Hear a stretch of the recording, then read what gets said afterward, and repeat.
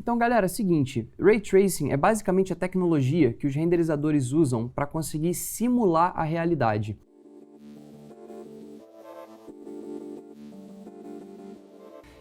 Ao longo do tempo, os cientistas começaram a estudar ótica e entender o padrão, o modo que a nossa visão funciona e o padrão com que a luz se comporta.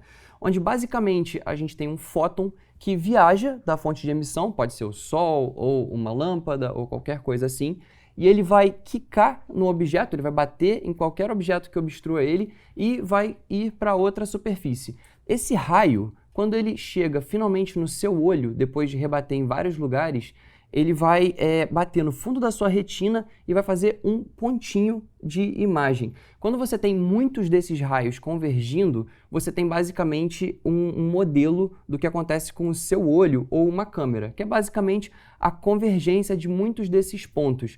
Quando os cientistas conseguiram entender o jeito que isso acontece, basicamente a tecnologia de renderização veio logo na sequência, porque conseguiu-se criar algoritmos que fazem com que a gente simule o jeito que a luz trabalha. E essa é a base de pensamento de renderização em todos os softwares. Deixa eu mostrar para vocês rapidamente um exemplo do que é um bounce e como a luz se comporta. Então, eu tenho aqui no Blender uma ceninha bem rápida. Opa, não é essa aqui. Onde eu tenho basicamente essa caixinha, um plano e um sol.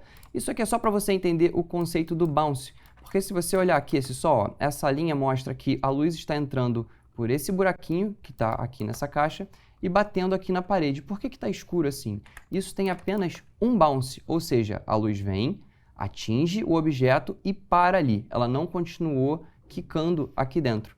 Se nós aumentarmos o número de bounce, repara aqui o diffuse, ó, 1, eu já começo a ter efeitos aqui dentro dessa luz voltando no resto da cena. Então, onde antes a gente tinha um raio vindo diretamente aqui, batendo nesse objeto e voltando na câmera, que no caso é o que gera essa câmera aqui, é o que está pegando esse raio, você, quando aumenta o número de bounces, você tem esse raio quicando aqui uma vez, todos esses raios batem uma vez em outro objeto e chegam no seu olho. Obviamente, quando você vai aumentando, a cena vai ficando mais clara, porque esses mesmos raios ficam quicando aqui dentro dessa caixa múltiplas vezes até que eles atinjam os nossos olhos.